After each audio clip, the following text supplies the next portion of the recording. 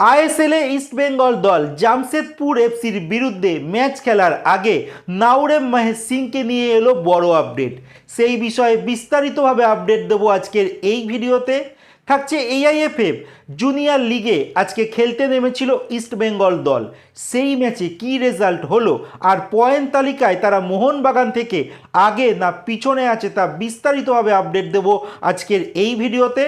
থাকছে ভারতীয় অনূর্ধ্ব-20 নারী ফুটবল দল যারা এই মুহূর্তে সুইডেনের সফর করছে, সেখানে তারা তৃতীয় ফ্রেন্ডলি ম্যাচ খেললো। সেই ম্যাচে কি হয়েছে তার আপডেট দেবো আজকের এই ভিডিওতে। সমস্ত আপডেট এক এক করে বলবো, তার আগে প্রতিদিনের মতো বলবো খেলার আপডেট খবর পাওয়ার জন্য আমাদের চ্যানেলটিকে সাবস্ক্রাইব করতে একদম ভুলো না। তো চলো শুরু করা যাক আজকের প্রথম আপডেট। আজকের প্রথম যেই আপডেট দিয়ে শুরু করব, সেখানে ভারতীয় অনূর্ধ্ব-20 নারী ফুটবল দল যারা এই মুহূর্তে সুইডেনে রয়েছে, আর সুইডেনে তারা প্রস্তুতি শিবির করছে, যেখানে ওখানকার কিছু ক্লাবের সঙ্গে তারা কিছু ফ্রেন্ডলি ম্যাচ খেলবে। যেখানে গতকালকে তারা তৃতীয় ফ্রেন্ডলি ম্যাচ খেলতে নেমেছিল সুইডেনের 4th ডিভিশনের একটি ক্লাব, যেই ক্লাবটির নাম এসকেদে আইকে, আর এই দলের সঙ্গে তারা 1-1 গোলে কিন্তু ড্র করে।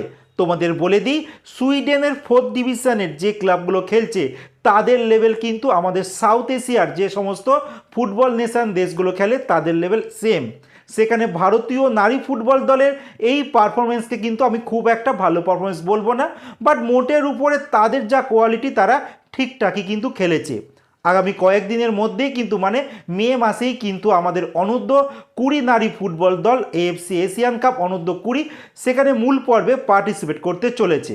এর পরের যে আপডেটটি তোমাদের দেব, আজকে এআইএফএফ জুনিয়র লিগে ইস্টবেঙ্গল এফসি তারা ম্যাচ খেলতে নেমেছিল বেঙ্গল ফুটবল একাডেমির সঙ্গে, যেই ম্যাচে তারা বেঙ্গল ফুটবল একাডেমিকে 2-0 গোলে হারিয়ে দিয়েছে।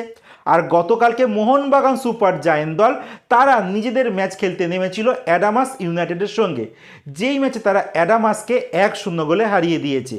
এই মুহূর্তে এআইএফএফ জুনিয়র লিগে ইস্টবেঙ্গল আর মোহনবাগান যেই গ্রুপে রয়েছে, সেই গ্রুপে যদি পয়েন্ট তালিকায় আমরা নজর দিই, সেখানে যদি টপ 3 কোন কোন ক্লাব রয়েছে, সেখানে 3 নম্বর পজিশনে রয়েছে ভবানীপুর ক্লাব, যারা এই মুহূর্তে 5টি ম্যাচে 9 পয়েন্ট সংগ্রহ করেছে। 2 নম্বর পজিশনে রয়েছে মোহনবাগান সুপার জায়েন্ট দল, যারা 6 ম্যাচে 14 পয়েন্ট নিয়ে তারা দ্বিতীয় স্থানে রয়েছে।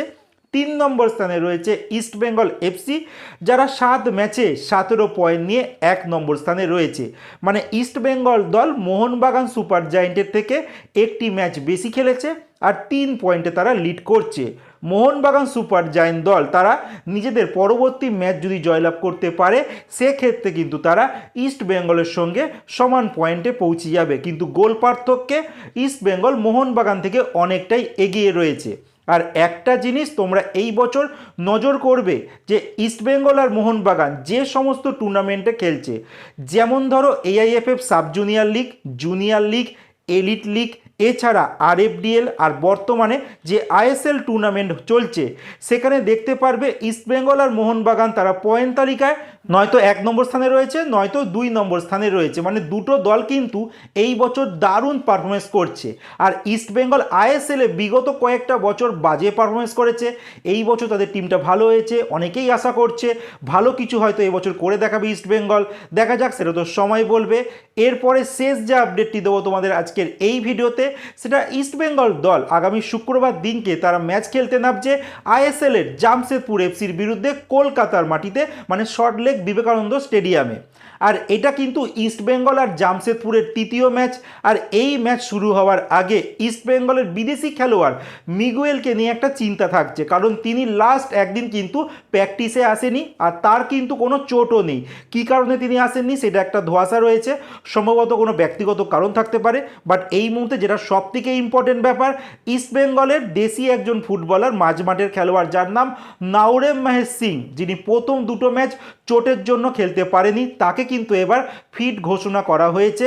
এবার দেখা যাক, কোচ যদি তাকে চায়, তাকে যদি মনে করে তিনি এই ম্যাচ খেলতে পারবে জামশেদপুরের বিপক্ষে, তাহলে হয়তো আমরা এই নাওরেম মহেশ সিংকে জামশেদপুর এফসির বিরুদ্ধে ম্যাচে দেখতে পারি। এমনটাও হতে পারে বদলি খেলোয়াড় হিসেবে তাকে নামাবে। আরেকটা তোমাদের কথা বলে দিই, সাউল ক্রেসপো কিন্তু সম্ভবত যা চান্স রয়েছে তিনি এই জামশেদপুর এফসির বিরুদ্ধেও কিন্তু খেলছে না, তার জায়গায় শুরু করতে পারে ইস্টবেঙ্গল ইস্টবেঙ্গলের 6 নম্বর নতুন যে বিদেশিকে নিয়ে এসেছে ইস্টবেঙ্গল ম্যানেজমেন্ট, যার নাম অ্যান্টন সেইবাগ, তিনি হয়তো শুরু করতে পারে। এবার এই বিদেশির দিকে কিন্তু নজর থাকবে, কারণ ইস্টবেঙ্গলের 5 নম্বর বিদেশি ইউসুফ এজেজারি তিনি তো ক্লিক করে গেছেন। এবার দেখা যাক আরেকজন বিদেশি অ্যান্টন সেইবাগ তিনি কি করেন, তার দিকে অবশ্যই নজর থাকবে। তোমাদের কি মনে হয় ইস্টবেঙ্গলের যেই নতুন জুটি ইস্টবেঙ্গলকে কি সাফল্য এনে দেবে? কমেন্টে জানাতে একদম ভুলো না।